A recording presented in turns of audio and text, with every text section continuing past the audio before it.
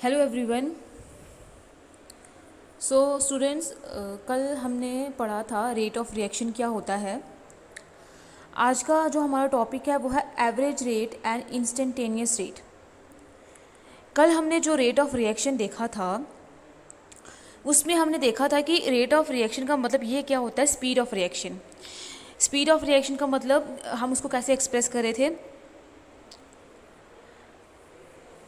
जैसे rate of reaction जो है वो अभी हमने जो डिस्कस किया था वो एवरेज रेट ऑफ रिएक्शन था कि अगर हमारे पास कोई टाइम इंटरवल है जहाँ पे हमारी रिएक्शन स्टार्ट हो रही है तो हमने T1 और T2 लिया था। पहले जब रिएक्टेंस जो हैं वो प्रोडक्ट में कन्वर्ट नहीं होंगे तो टाइम T1 होगा।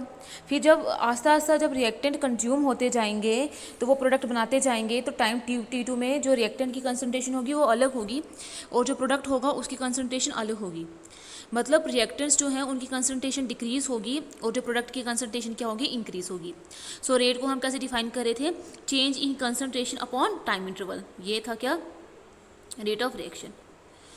चेंज इन कंसनट्रेशन का मतलब है कि रिएक्टेंट की कंसनट्रेशन में जो डिक्रीज़ आ रहा है वो और जो प्रोडक्ट की कंसनट्रेशन में जो इंक्रीज़ आ रहा है वो, दोनों में से कोई भी जो है वो रेट ऑफ रिएक्शन को ही रिप्रेजेंट करेगा।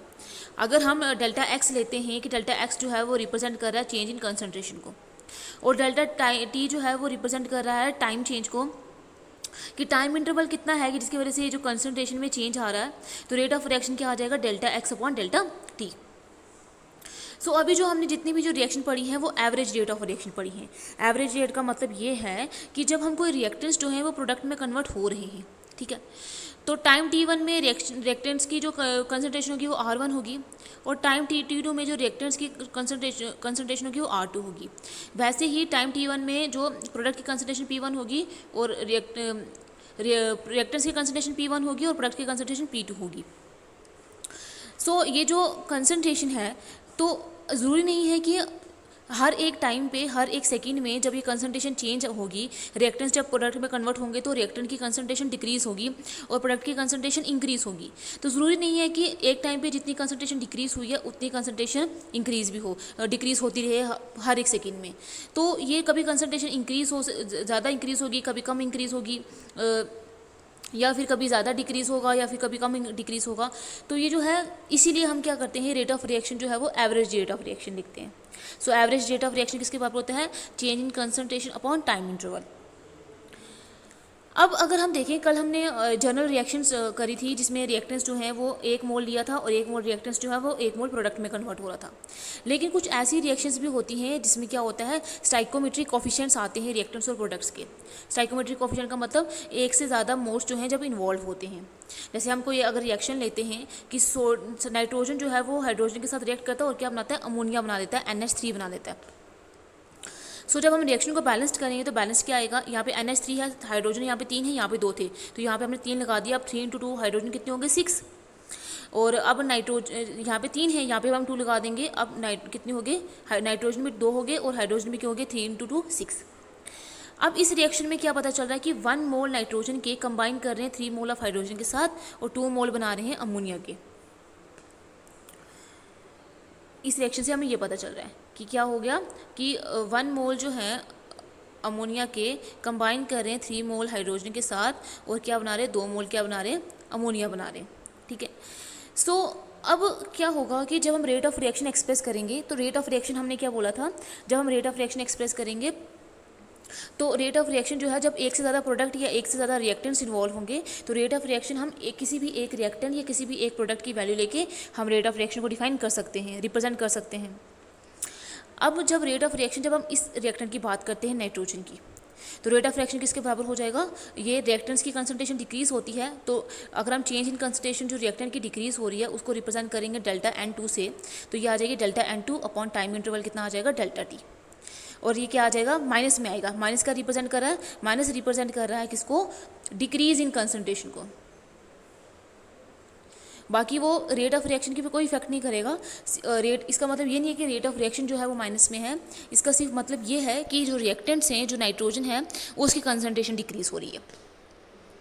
अब जब हम सेकेंड, एक तो हम ऐसे डिफाइन कर सकते हैं रेट ऑफ रिएक्शन को, और एक और ये जो प्रोडक्ट रिएक्टेंट्स है हाइड्रोजन, इससे भी हम रेट ऑफ रिएक्शन को डिफाइन कर सकते हैं। रेट ऑफ रिएक्शन जो है वो इसके बराबर भी होगा, लेकिन ये जो है ये 1 मोल के लिए था, ये 3 मोल के लिए है। तो हमने क्या बोला कि रेट ऑफ रिएक्शन जो रिएक्टेंट और प्रोडक्ट होते हैं उनका बराबर होना चाहिए। अब ये तो बराबर नहीं ना है, ये 1 मोल के लिए, ये 3 मोल के लिए है। तो रेट ऑफ रिएक्शन जो है ये 1 मोल के लिए क्या होगा, अगर ये 3 मोल के लिए है तो 1 मोल के लिए क्या होगा, 1/3 डेल्टा H2/डेल्टा T, इसके बराबर होगा ये 1/3। और ये माइनस क्या रिप्रेजेंट कर रहा है, रिएक्टेंट है तो रिएक्टेंट की कंसंट्रेशन यूज अप हो जाएगी, तो ये माइनस रिप्रेजेंट कर रहा है डिक्रीज इन कंसंट्रेशन को। वैसे ही जब हम क्या बात कर रहे हैं, रेट ऑफ रिएक्शन की बात कर रहे हैं, जब प्रोडक्ट के बराबर भी होगा। सो जब हम प्रोडक्ट की वैल्यू लेंगे तो यहाँ पे ये 1 मोल के लिए था और ये 2 मोल बने हैं। सो रेट ऑफ रिएक्शन बराबर होना चाहिए। तो बराबर करने के लिए हम क्या करेंगे, ये स्टाइकोमेट्रिक कोफिशिएंट है, 1 मोल के लिए लेंगे, ये है 2 मोल के लिए, तो 1 मोल के लिए क्या होगा 1/2 डेल्टा NH3/डेल्टा T। तो ये आ जाएगा, यहाँ पे माइनस का साइन नहीं आया क्योंकि जो रिएक्टेंट्स कंबाइन होते हैं तो प्रोडक्ट बनाते हैं, तो प्रोडक्ट की कंसंट्रेशन इंक्रीज होती है। तो इसी तरीके से हम क्या करेंगे, जब स्टाइकोमेट्री आ जाएगी तो हम ऐसे जो है वो रिप्रेजेंट करेंगे। अब नेक्स्ट हम बात करते हैं, ये तो हो गया स्टाइकोमेट्रिक कोफिशिएंट का। जब स्टाइकोमेट्रिक कोफिशिएंट, जब रिएक्शन जो है वो 1 या मोल्स में भी इन्वॉल्व होगी तब हम ऐसे रिप्रेजेंट करेंगे। However, it may be noted that average rate cannot be used to predict the rate of a reaction at a particular instant, because the rate is generally not constant throughout the reaction। क्योंकि अभी हम देखा है कि जो rate है वो generally constant नहीं रहेगा कि 1 सेकंड में जितना डिक्रीज़ हुआ या उतना इंक्रीज़ हुआ है, नेक्स्ट सेकंड में भी, नेक्स्ट अगर हम टाइम लेंगे उसमें भी उतना इंक्रीज़ या उतना ही डिक्रीज़ होगा। सो इसलिए हम एवरेज रेट जो है उसको हम रेट ऑफ रिएक्शन को प्रेडिक्ट करने के लिए यूज़ नहीं करते हैं एक पर्टिकुलर इंस्टेंट पे। This is because rate of reaction जो है वो डिपेंड करता है molar concentration of reactant which keeps on decreasing with the passage of time while those of product keep on increasing. क्योंकि जो रेट ऑफ रिएक्शन है वो डिपेंड करता है मोलर कंसंट्रेशन ऑफ रिएक्टेंट्स और प्रोडक्ट में। रिएक्टेंट की कंसंट्रेशन डिक्रीज होती जाती है और प्रोडक्ट की कंसंट्रेशन क्या होती जाती है, इंक्रीज होती जाती है। सो इसलिए एक पर्टिकुलर इंस्टेंट पे, एक पर्टिकुलर टाइम पे कितनी कंसंट्रेशन इंक्रीज और डिक्रीज होगी वो हम एवरेज रेट से डिफाइन नहीं कर सकते, क्योंकि ये कंसंट्रेशन जो है वो कांस्टेंट नहीं रहेगी, डिक्रीज भी कांस्टेंट नहीं होगी और इंक्रीज भी कांस्टेंट नहीं होगी। Therefore, to express the rate of a particular moment of time, we determine the instantaneous rates। इसलिए हम एक पर्टिकुलर टाइम पे, एक पर्टिकुलर मोमेंट ऑफ टाइम पे जब हमें रेट ऑफ रिएक्शन पता करना होगा तो हम क्या कैलकुलेट करेंगे, इंस्टेंटेनियस रेट। जैसे अगर हमारे पास गाड़ी चल रही है, तो अगर हमारे पास गाड़ी की जो स्पीड है वो 25 किलोमीटर या 30 किलोमीटर पर आवर है, ठीक है। सो ये तो एवरेज रेट ऑफ एवरेज उसकी स्पीड है। लेकिन जब हमें 1 सेकंड के अंदर, या हम देखेंगे कि 5 मिनट में कुछ टाइम के बीच में 5 मिनट लगा देंगे, 1 घंटे में से अगर हम 5 मिनट ले लेंगे, सो उस 5 मिनट में उसकी स्पीड कितनी होगी, वो उसकी होगी इंस्टेंटेनियस स्पीड। या फिर 1 मिनट में जो उसकी स्पीड होगी वो क्या होगी, इंस्टेंटेनियस स्पीड। वैसे ही ये जो एवरेज रेट ऑफ रिएक्शन है वो हम डिफाइन नहीं करेंगे, रेट ऑफ रिएक्शन को पता करने के लिए, प्रेडिक्ट करने के लिए नहीं कर सकते, क्योंकि रेट ऑफ रिएक्शन जो है वो इंक्रीज या डिक्रीज कांस्टेंट नहीं होता, वो कभी इंक्रीज होगा, कभी ज़्यादा इंक्रीज होगा, कभी कम इंक्रीज होगा एक पर्टिकुलर टाइम पे। तो इसलिए हम क्या बोलते हैं, हम कैलकुलेट क्या करते हैं, इंस्टेंटेनियस रेट, जो क्या होगा एक पर्टिकुलर इंस्टेंट में, एक मोमेंट ऑफ टाइम में जो रेट होगा वो हमें बताएगा। So instantaneous rate of reaction may be defined as the rate of change of concentration of any of the reactant or product at a particular moment of time। जो instantaneous rate of reaction होगा वो हम कैसे define करेंगे, जो rate of change of concentration होगा किसी भी रिएक्टेंट का, किसी भी प्रोडक्ट का at a particular moment of time. Particular moment of time में कितना रेट ऑफ चेंज कंसंट्रेशन में आएगा रिएक्टेंट के और प्रोडक्ट के, वही क्या होगा उसका instantaneous rate of reaction. To express the instantaneous rate of reaction, the time interval delta t is made as small as possible so the rate of reaction remains constant during the time interval। अब जब हम instantaneous rate of reaction क्यों निकाल रहे हैं, एक particular moment of time में जो रेट ऑफ रिएक्शन है वो पता करने के लिए। जो डेल्टा टी जो टाइम इंटरवल था, जब हम वैल्यू जो है वो T1 से T2 में चेंज हो रही थी, तो इसलिए हम इसको डेल्टा टी से रिप्रेजेंट कर रहे थे। लेकिन अब हम डेल्टा टी को इतना स्मॉल बनाएंगे, इतना स्मॉल टाइम लेंगे कि जिसमें जो रेट ऑफ रिएक्शन है वो कांस्टेंट रहेगा, इतना कम सेकंड में या इतना कम टाइम पे हमने लेना है। मैथमेटिकली जो इंस्टेंटेनियस रेट है वो हम कैसे डिफाइन करेंगे, कैसे रिप्रेजेंट करेंगे, बाई माइनस डेल्टा R/dt और माइनस डी R/dt और डी P/dt। इसलिए हम क्या करेंगे, डेल्टा R/ΔT और डेल्टा P/ΔT से जगह हम क्या कैसे रिप्रेजेंट करेंगे, change in concentration of reactant और प्रोडक्ट में dR/dt और dP/dt। Here D, R and dP represent the infinitesimally small change in concentration of R and P in infinitesimally small interval of time dt. सो ये जो mathematically जो instantaneous rate है उसको हम represent करेंगे कैसे, D R upon D T और D P upon D T. और ये जो डी आर अपॉन और डी आर और डी पी है ये रिप्रेजेंट कर रहे हैं जो बिल्कुल स्मॉल चेंज जो आर रिएक्टेंट और प्रोडक्ट की कंसंट्रेशन में आएगा बिल्कुल शॉर्ट इंटरवल ऑफ टाइम में, बिल्कुल छोटे से टाइम में, स्मॉल इंटरवल ऑफ टाइम में, 1 सेकंड में जितना जो चेंज इन कंसंट्रेशन रिएक्टेंट और प्रोडक्ट में आएगा उसको हम रिप्रेजेंट करेंगे डी आर और डी पी से। Thus, the average rate approaches to instantaneous rate as delta t becomes smaller and smaller that is. इसलिए जो एवरेज रेट होगा अब क्या आ जाएगा, इंस्टेंटेनियस रेट आ जाएगा, क्योंकि हमने टाइम को डेल्टा टी से जो है वो चेंज कर दिया, किस में आ गया है, डी टी में आ गया है। डी टी वो टाइम है बिल्कुल स्मॉल अमाउंट ऑफ टाइम जिसमें जो रेट है वो पर्टिकुलर कांस्टेंट रहेगा, हाँ, और हम उसको मेज़र कर सकते हैं, इतना स्मॉल जो है वो टाइम होगा। इसलिए हम डेल्टा टी को रिप्रेजेंट करेंगे डी टी से। डी टी, डी आर और डी पी रिप्रेजेंट कर रहा है, डी आर तो डी पी रिप्रेजेंट कर रहा है बिल्कुल स्मॉल चेंज इन कंसंट्रेशन होगा एट अ पर्टिकुलर टाइम पे, at a particular instant of time पे। और डी टी पी जो है वो क्या है, at a particular instant of time, इसमें बिल्कुल स्मॉल चेंज रिएक्टेंट और कंसंट्रेशन, रिएक्टेंट की कंसंट्रेशन में आएगा और प्रोडक्ट की कंसंट्रेशन में आएगा।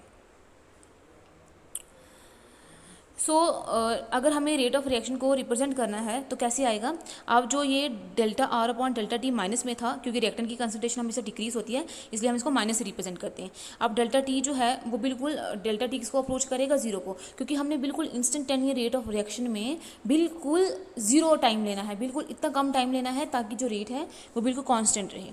तो वो किसके बराबर हो जाएगा, minus D R upon D T, और delta P upon delta T किसके बराबर आ जाएगा, D P upon D T. Delta T approach करेगा जीरो को, मतलब ये टाइम जो है बिल्कुल क्या हो जाएगा, जीरो को अप्रोच करेगा, इतना कम टाइम हमने लेना है।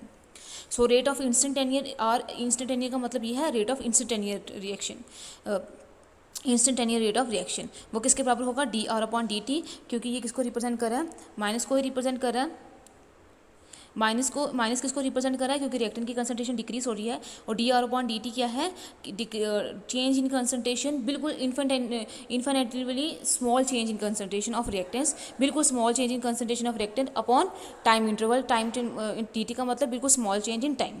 और D P upon D T क्या है, बिल्कुल small amount in change in the concentration of product upon D T का मतलब है बिल्कुल शॉर्ट इंटरवल ऑफ टाइम में, इंस्टेंट टाइम पे।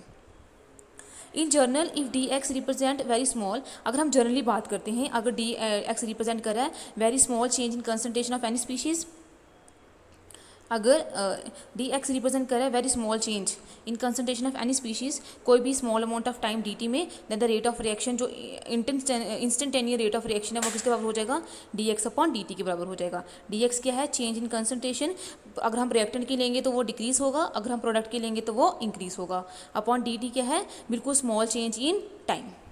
तो रेट ऑफ रिएक्शन को हम ऐसे रिप्रेजेंट करेंगे। ये तो जर्नल की बात थी। अगर हम एक रिएक्शन कंसीडर करते हैं, ये भी जर्नल एक रिएक्शन है कि ए और बी को रिएक्टेंट से वो मिलकर क्या बना रहे हैं, सी ओ डी प्रोडक्ट बना रहे हैं।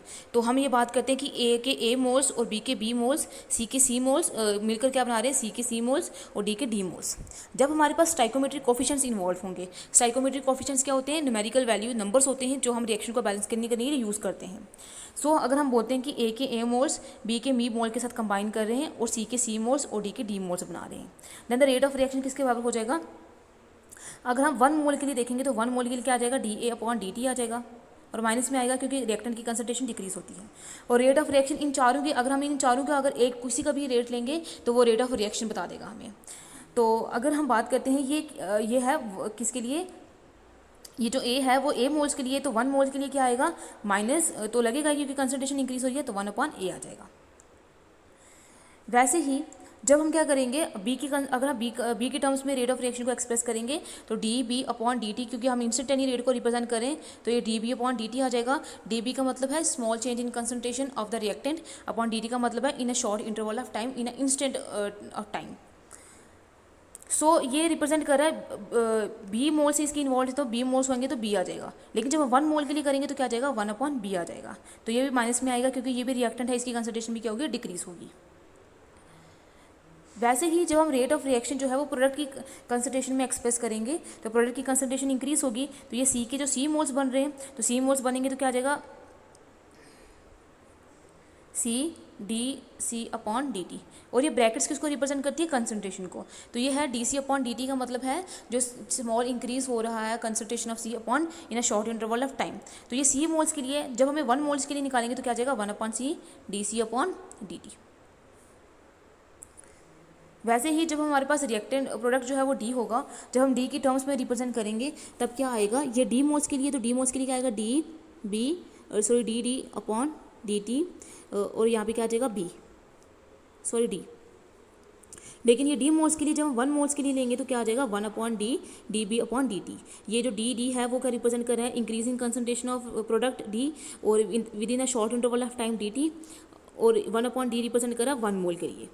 सो हम ऐसे रिप्रेजेंट करेंगे जब मोल्स इन्वॉल्व होंगे, जब स्टोइकोमेट्रिक कोफिशिएंट्स इन्वॉल्व होंगे। Let us write rate expression for some reaction. कुछ इंपॉर्टेंट रिएक्शंस दी हुई हैं, हम उनके लिए जो इंस्टेंटेनियस रेट है वो कैसे एक्सप्रेस कर सकते हैं। सो जो फर्स्ट रिएक्शन है वो है N2O5। ये रिवर्सिबल रिएक्शन है। N2O5 नाइट्रोजन पेंटाऑक्साइड रिएक्ट करेगा और क्या बना देगा, नाइट्रोजन डाइऑक्साइड NO2 और O2 बना देगा। फिर रिएक्शन को हम बैलेंस करेंगे, तो यहाँ पे हमने 4 लगा दिया है। 4 × 2 ऑक्सीजन कितने हो गए, 6 और 2 8। यहाँ पे कितने हो जाएंगे ऑक्सीजन, 4 × 2 8 × 2 10 हो गए, तो यहाँ पे कितने हो जाएंगे 5 और 2 10। नाइट्रोजन यहाँ पे 4 है, तो यहाँ पे 2 × 2 कितने हो गए 4। रिएक्शन होगी क्या, बैलेंस। अब जब हम क्या करेंगे, रेट ऑफ रिएक्शन कैसे रिप्रेजेंट करेंगे। रेट ऑफ रिएक्शन हम रिएक्टेंट के टर्म्स में भी एक्सप्रेस कर सकते हैं और प्रोडक्ट के टर्म्स में भी एक्सप्रेस कर सकते हैं। और अगर हम प्रोडक्ट लेंगे तो प्रोडक्ट हमारे पास 2 हैं, 2 में से किसी का भी अगर हम रेट लेंगे तो वो रेट ऑफ रिएक्शन बता देगा। सो जब हम रेट ऑफ रिएक्शन रिएक्टेंट्स की टर्म में एक्सप्रेस करेंगे तो रिएक्टेंट क्या है, नाइट्रोजन पेंटाऑक्साइड। तो नाइट्रोजन पेंटाऑक्साइड जो है, इसमें अगर हम देखें तो ये जो इससे 2 मोल्स इन्वॉल्व हैं, 2 मोल्स इन्वॉल्व हैं। अगर हमें 1 मोल के लिए लेना है, क्योंकि हमें रेट ऑफ रिएक्शन बराबर करना है, तभी जाके किसी का भी लेंगे तो वो एक्सप्रेस कर पाएगा। तो यहाँ पे 2 मोल्स ले रहे हैं, तो ये 2 मोल्स के लिए जो रेट ऑफ रिएक्शन है वो कैसे एक्सप्रेस होगा, D। क्योंकि अगर हम instantaneous rate of reaction express कर रहे हैं तो वो D हम D से रिप्रेजेंट करेंगे, क्योंकि D जो है वो रिप्रेजेंट करता है बिल्कुल स्मॉल चेंज। तो क्या आ जाएगा DN2O5/dt, बिल्कुल स्मॉल इंटरवल ऑफ टाइम में। अब ये है 2 मोल्स के लिए, अब ये माइनस भी आएगा साथ में, क्योंकि रिएक्टेंट की कंसंट्रेशन डिक्रीज होती है। लेकिन ये 2 मोल्स के लिए जब हम 1 मोल के लिए लेंगे तो क्या आ जाएगा -2DN2O5/dt, ये आएगा। तो ये रिप्रेजेंट करेगा किसको, rate of reaction of reaction जिसमें नाइट्रोजन पेंटाऑक्साइड है वो दे रही है नाइट्रोजन डाइऑक्साइड और ऑक्सीजन। वैसे ही जब हम प्रोडक्ट के टर्म में रिप्रेजेंट करेंगे तो प्रोडक्ट में क्या आ जाएगा, 4 मोल बन रहे हैं किसके, नाइट्रोजन डाइऑक्साइड के, तो आ जाएगा 4DNO2/dt, ये आ जाएगा। लेकिन ये 4 मोल के लिए है, तो जब हम 1 मोल के लिए लेंगे तो क्या आ जाएगा 1/4DNO2/dt। अब ये जो माइनस का साइन नहीं आएगा, क्योंकि प्रोडक्ट है तो प्रोडक्ट की कंसंट्रेशन क्या होती है, इंक्रीज होती है। तो या तो हम रेट ऑफ रिएक्शन ये ले सकते हैं, या फिर अगर हमारे पास एक और प्रोडक्ट भी है तो हम उससे भी रेट ऑफ रिएक्शन एक्सप्रेस कर सकते हैं। जैसे ये ऑक्सीजन है, सो ऑक्सीजन के भी टर्म्स में रिप्रेजेंट करेंगे। ऑक्सीजन तो है ही 1 मोल है, तो उसका रेट क्या आ जाएगा DO2/dt। तो ये आ जाएगा रेट ऑफ रिएक्शन, चाहे हम ये ले लें, चाहे हम ये ले लें, चाहे हम ये ले लें, ये तीनों जो है वो किसको रिप्रेजेंट करें, रेट ऑफ रिएक्शन को। वैसे जो है अगर हम एक और रिएक्शन लें, हाइड्रोजन कंबाइन करता है आयोडीन के साथ और 1 मोल ऑफ हाइड्रोजन कंबाइन करता है 1 मोल ऑफ आयोडीन के साथ और 2 मोल ऑफ हाइड्रोजन आयोडाइड बनाता है।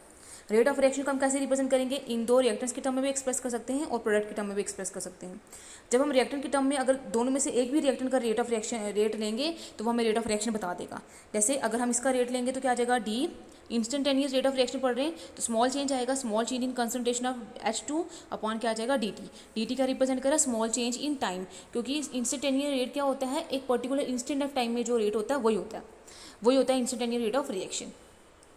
सो एक पर्टिकुलर इंस्टेंट ऑफ टाइम में क्या आ जाएगा, small change in concentration of और मतलब H2, small change in concentration of H2 मतलब हाइड्रोजन, और इसकी कंसंट्रेशन डिक्रीज होगी तो हम ये माइनस में ले लेंगे अपॉन dt। वैसे ही जब हम क्या लेंगे, आयोडीन लेंगे तो आयोडीन का क्या आएगा -DI2/dt। ये 1 मोल ही ले लें तो इसलिए हमें स्टोइकोमेट्रिक कोफिशिएंट लगाने की जरूरत ही नहीं है, रिएक्शन ऑलरेडी बैलेंस्ड है। तो माइनस रिप्रेजेंट कर रहा है क्योंकि रिएक्टेंट है तो रिएक्टेंट की कंसंट्रेशन डिक्रीज होगी। DI2 का मतलब क्या है, decrease in concentration of iodine with respect to dt with respect to small change in time, बिल्कुल इंस्टेंट टाइम पे। फिर अगर हम HI लेते हैं प्रोडक्ट की टर्म में, तो प्रोडक्ट की टर्म में क्या आएगा, प्रोडक्ट की कंसंट्रेशन इंक्रीज हो रही है तो क्या आ जाएगा DHI/dt। अब इसके 2 मोल्स बने तो ये 2 मोल्स के लिए आ जाएगा, लेकिन हमें तो पीछे एक मोल के लिए लिया है, तो रेट को बैलेंस करने, रेट को बराबर करने के लिए हम इसका भी 1 मोल का लेंगे। तो 1 मोल का लेंगे तो क्या आ जाएगा 1/2 HI/dt। सो ये आ गया इंस्टेंटेनियस रेट ऑफ रिएक्शन। कभी कभार क्या होता है, एवरेज रेट ऑफ रिएक्शन में क्या होता है, कंसंट्रेशन इंक्रीज या डिक्रीज होती रहती है एक पर्टिकुलर इंस्टेंट ऑफ टाइम में। कोई पता नहीं है कि कंसंट्रेशन कितनी इंक्रीज या कितनी डिक्रीज होगी, तो इसलिए हम क्या लेते हैं, इंस्टेंटेनियस रेट ऑफ रिएक्शन से रेट को एक्सप्रेस करते हैं, जो क्या रिप्रेजेंट करता है एक पर्टिकुलर इंस्टेंट में जो है वो रेट ऑफ रिएक्शन क्या होगा, तो वो हम ऐसे कैलकुलेट कर सकते हैं।